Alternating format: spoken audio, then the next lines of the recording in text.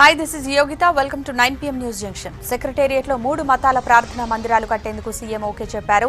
బ్యాంకర్ల సమావేశంలో పాల్గొన్న కిషన్ రెడ్డి ప్రధానమంత్రి ఆవాస్ యోజన నిధులు ఏమయ్యాయని ప్రశ్నించారు. రాష్ట్రంలో కరోనా పేషెంట్లకు వైద్య సౌకర్యాల లేమిపై కాంగ్రెస్ విమర్శలు. సన్నిహితుల కోసమే హైదరాబాద్లో అభివృద్ధి పనులన్నారు రేవంత్ రెడ్డి.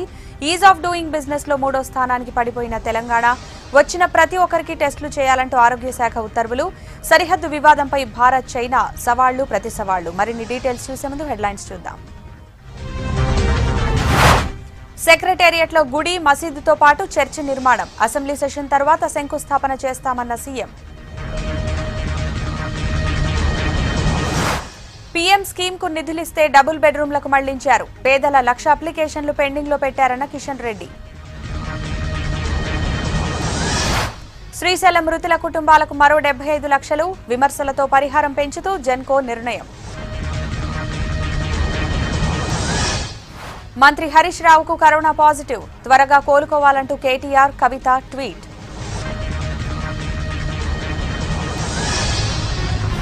టీఆర్ఎస్ లీడర్లు రావడానికి రెడీగా ఉన్నారన్న సంజయ్. విమోచన దినోత్సవంపై 7 నుంచి బీజేపీ యాక్షన్ ప్లాన్.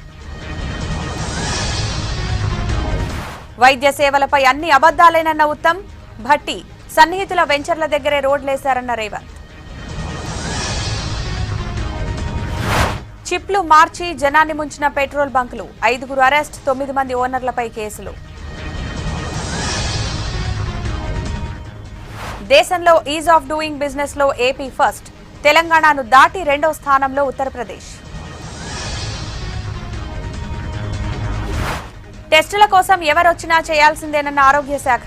దేశంలో 40 లక్షలు దాటిన కరోనా కేసులు.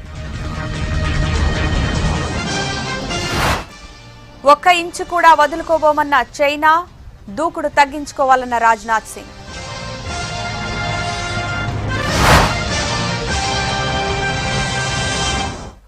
కొత్తగా నిర్మించే సెక్రటేరియట్లో గుడి, మసీదు, చర్చి పూర్తి ప్రభుత్వ ఖర్చుతో నిర్మిస్తామని చెప్పారు సీఎం కేసీఆర్.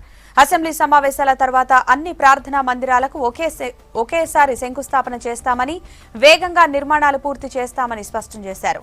ప్రగతి భవన్లో ముస్లిం మత పెద్దలతో సమావేశమైన సీఎం కేసీఆర్ కొత్త సెక్రటేరియట్లో మసీదుల నిర్మాణం, ఇతర అంశాలపై చర్చించారు. సెక్రటేరియట్ ప్రాంగణంలో 1500 చదరపు అడుగుల విస్తీర్ణంలో 2 మసీదులు నిర్మించనున్నట్టు చెప్పారు.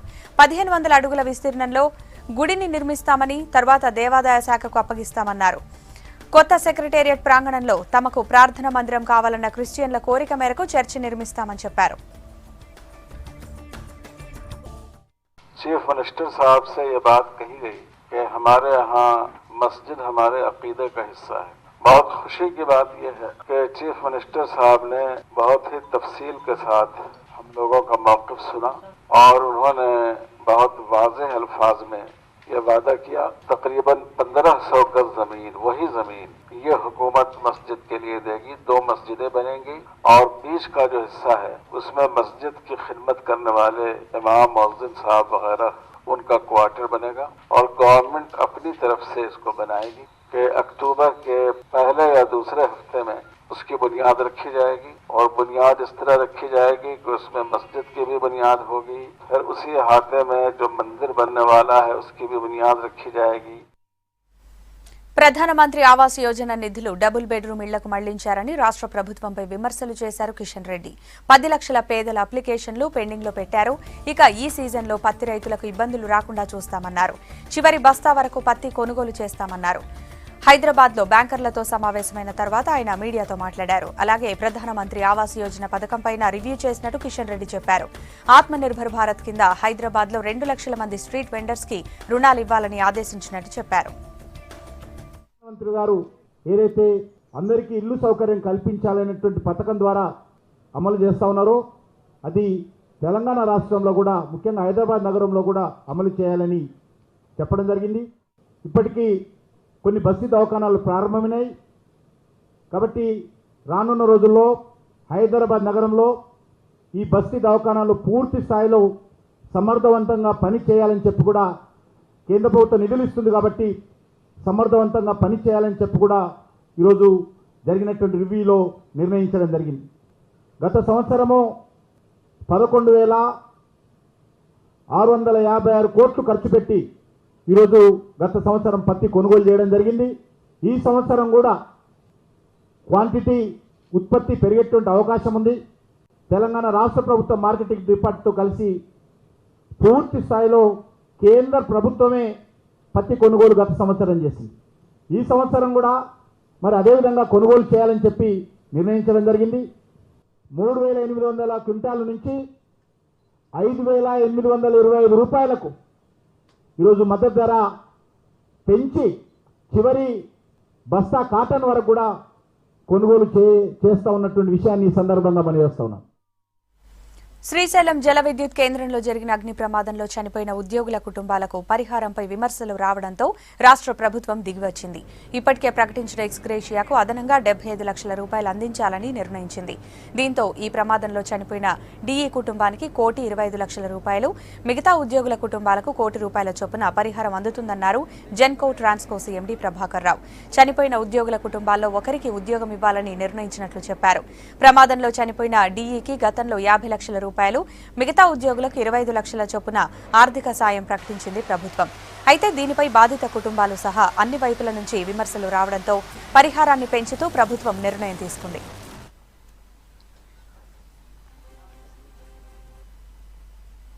ప్రజా సమస్యలను ప్రభుత్వం పట్టించుకోవడం లేదని విమర్శించారు బీజేపీ నేతలు. కేంద్ర నిధులతోనే రాష్ట్రంలో సంక్షేమ పథకాలు అమలవుతున్నాయన్నారు.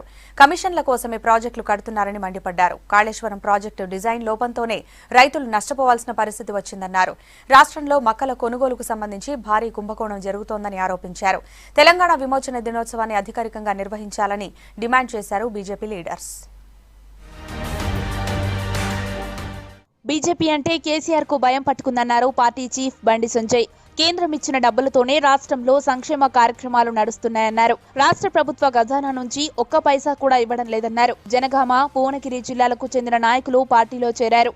రాష్ట్ర ప్రభుత్వం ఎంఐఎం చేతిలో కీలుబొమ్మగా మారిందని మండిపడ్డారు బండి సంజయ్. టీఆర్ఎస్ పార్టీకి సంబంధించిన ప్రజాప్రతినిధులు కూడా ఆ పార్టీలో సంతోషంగా లేరు. ఎందుకంటే కేసీఆర్ గారి సంగతి తెలుసు మనకు. పిట్టకథతోని, యాసతోని, భాషతోని, మోసపూరితమైన వాగ్దానాలతోని, ఆచరణ సాధ్యం కాని హామీలతోని, వాళ్ళ సెంటిమెంట్ తోని గెలిచి ఇంకా సెంటిమెంట్ తోని గెలవాలని ప్రయత్నిస్తున్నారు. ఒక్క పైసా ఇలా గ్రామాలలో ఇంతో అంతో అభివృద్ధి జరుగుతుందంటే కేవలం కేంద్రం ఇచ్చే నిధులు, మోడీ గారి ప్రభుత్వం ఇచ్చే నిధులు తప్ప, ఆ సంక్షేమ పథకం తప్ప ఒక్క పైసా కూడా ఈ రాష్ట్రం ముఖ్యమంత్రి కేటాయించలేదు. కరోనా కారణంగా ప్రజలు ఇబ్బందులు పడుతున్నా రాష్ట్ర ప్రభుత్వం పట్టించుకోవట్లేదన్నారు నిజామాబాద్ ఎంపీ అరవింద్. రాష్ట్ర ప్రభుత్వం వెంటనే ఆర్థిక ప్యాకేజీ ప్రకటించాలని డిమాండ్ చేశారు.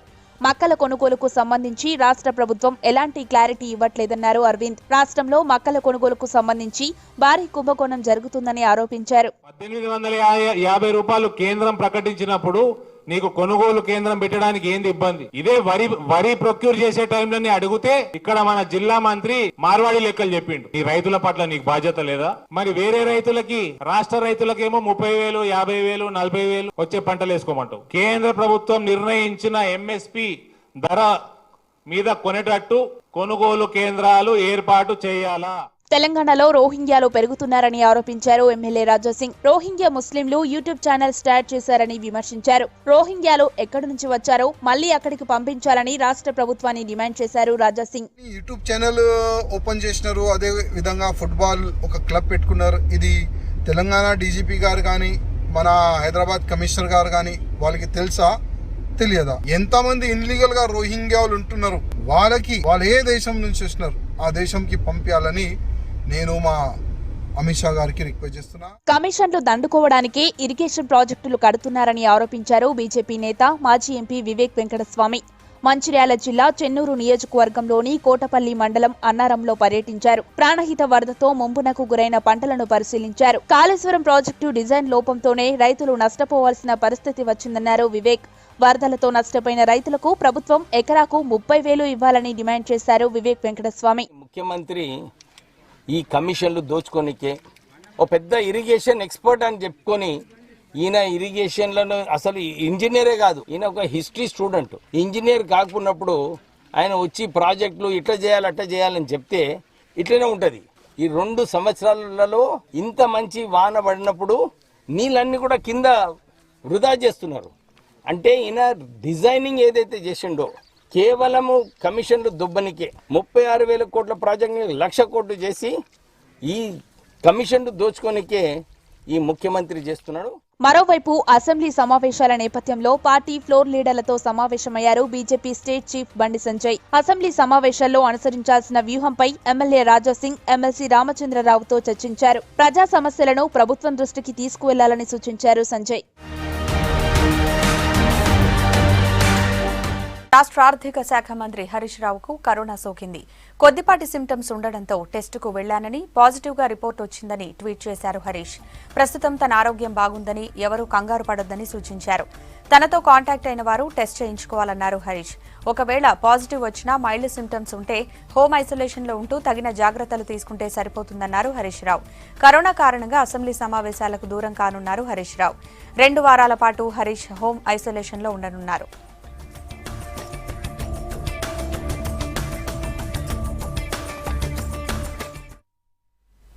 కరోనాను ఆరోగ్యశ్రీలో చేర్చి ఉచిత వైద్యం అందించాలన్నారు సీఎల్పీ నేత భట్టి విక్రమార్క. ప్రైవేట్ హాస్పిటల్స్ లో ఫీజులను కట్టడి చేయాలన్నారు. రాష్ట్రంలో వైద్య సౌకర్యాలపై ఈటెల రాజేందర్ అబద్దాలు చెప్తున్నారని ఆరోపించారు PCC chief Uttam Kumar Reddy.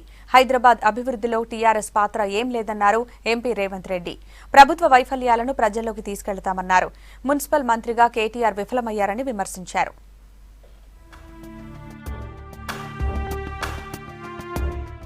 TRS హయాంలో రాష్ట్రంలో ఒక్క హాస్పిటల్ కూడా కొత్తగా కట్టలేదన్నారు సీఎల్పీ నేత భట్టి విక్రమార్క.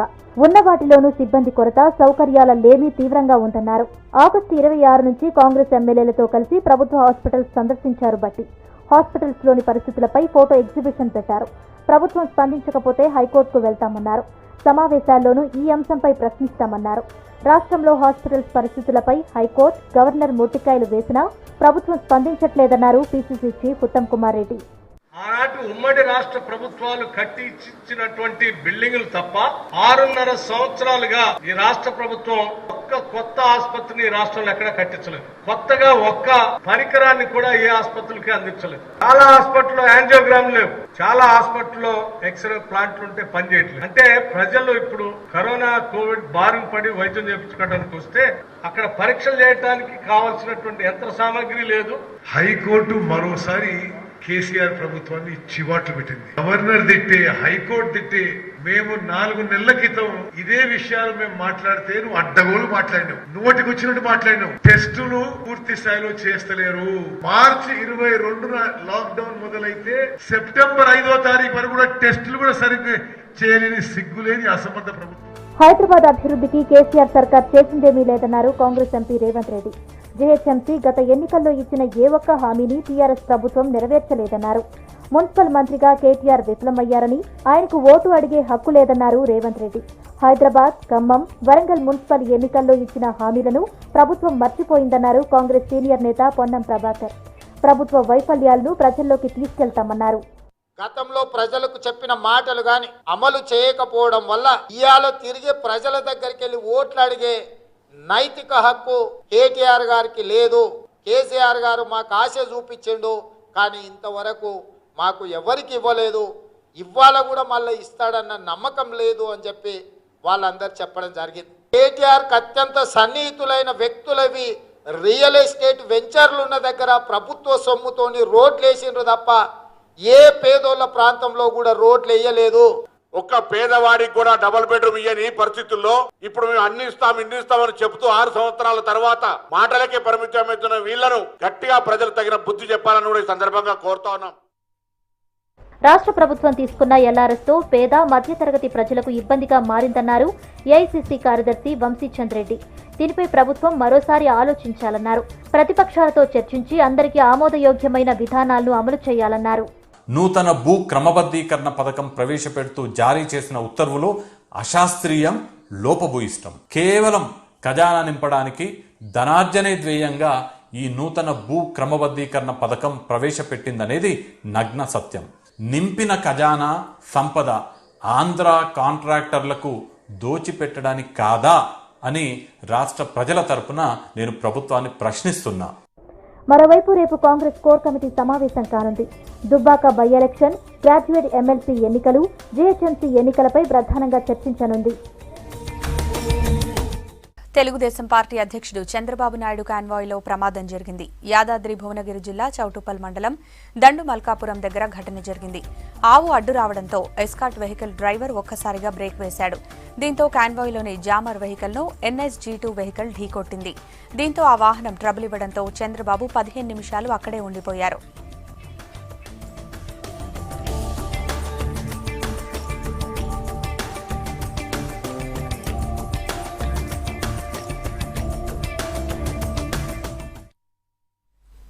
కరోనా టెస్టుల విషయంలో కొత్త గైడ్ లైన్స్ వచ్చాయి. టెస్టుల కోసం ఎవరొచ్చినా చేయాల్సిందేనని స్పష్టం చేసింది ICMR. డెలివరీ కేసుల్లో కరోనా నెగిటివ్ సర్టిఫికేట్ లేదనే కారణంతో లేట్ చేయకూడదని తేల్చి చెప్పింది. ఇక దేశంలో కేసుల సంఖ్య 41 లక్షలకు దగ్గరైంది. ప్రపంచంలో 2వ స్థానం దిశగా వెళుతోంది ఇండియా.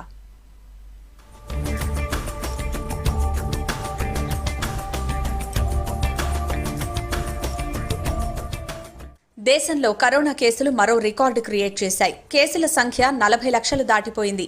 శుక్రవారం నాడు దేశంలో 86,432 కేసులు నమోదయ్యాయి. ఇప్పటి వరకు ఒకరోజు నమోదైన కేసుల్లో ఇదే అత్యధికం. శుక్రవారం నాడు దేశవ్యాప్తంగా 1089 మంది చనిపోయారు. శుక్రవారం 70,072 మంది కోలుకున్నట్టు కేంద్ర ఆరోగ్య శాఖ తెలిపింది. దేశంలో యాక్టివ్ కేసులు 31 లక్షలు దాటిపోయాయి. రికవరీ రేట్ 77.2% ఉంది. శుక్రవారం నాడు దేశంలో 10,59,346 శాంపిల్స్ టెస్ట్ చేసినట్టు ICMR తెలిపింది.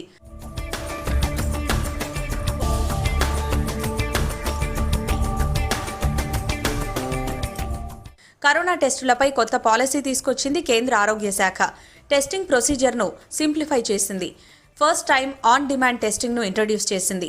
వ్యక్తులు ఎవరైనా టెస్ట్ చేయించుకోవాలనుకుంటే డాక్టర్ నుంచి ఎలాంటి ప్రిస్క్రిప్షన్ అవసరం ఉండదని తెలిపింది. టెస్టింగ్ స్ట్రాటజీలో కొన్ని మార్పులను సూచించింది నేషనల్ టాస్క్ ఫోర్స్. టెస్టులు చేయించుకుందామని వచ్చిన ప్రతి వారికి టెస్ట్ చేయాల్సిందేనని స్పష్టం చేసింది. కంటైన్మెంట్ జోన్ల పరిధిలో ఉండే ప్రతి ఒక్కరికి ర్యాపిడ్ యాంటీజెన్ టెస్ట్ చేయాలి. డెలివరీల సమయంలో గర్భిణీలకు కరోనా నెగిటివ్ రిపోర్ట్ లేదనే కారణంగా ట్రీట్మెంట్ చేయబోమని చెప్పకూడదు. వృద్ధులు, దీర్ఘకాలిక సమస్యలతో బాధపడుతున్న వారందరికీ టెస్టులు తప్పనిసరిగా చేయాలి. హెల్త్ వర్కర్లలో లక్షణాలు కనిపిస్తే వారితో పాటు వారి కుటుంబ సభ్యులకు కూడా టెస్ట్ చేయాలని ICMR సూచించింది.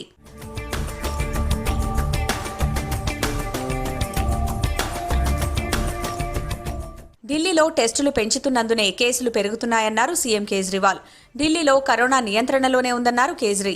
ఆగస్టు 15 నుంచి ఇవాల్టి వరకు డేటాను పరిశీలిస్తే కరోనా పేషెంట్లలో మరణాల రేటు 1% తగ్గిందని చెప్పారు. ఢిల్లీలో రికవరీ రేటు 87% ఉందన్నారు. उसका सबसे बड़ा कारण है हमने टेस्टिंग बढ़ा दी है बहुत ज्यादा. अभी हफ्ता भर पहले तक हम 18,000, 17,000, 20,000 के करीब रोज टेस्ट किया कर. हमने एकदम से 40,000 कर दी है टेस्टिंग. మహారాష్ట్రలోని పుణే సిటీలో కరోనా పరిస్థితిపై రివ్యూ చేశారు కేంద్ర మంత్రి Prakash Javadekar. Maharashtra deputy CM Ajit Pawar, NCP అధినేత శరద్ పవార్, మహారాష్ట్ర ఆరోగ్య మంత్రి రాజేష్ టోపే కూడా రివ్యూ మీటింగ్లో పాల్గొన్నారు.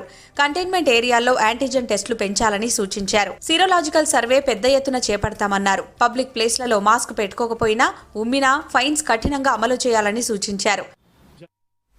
ఇవి ఇప్పటివరకు అప్డేట్స్. కమింగ్ అప్ 3 వార్తలు. Keep watching V6 news.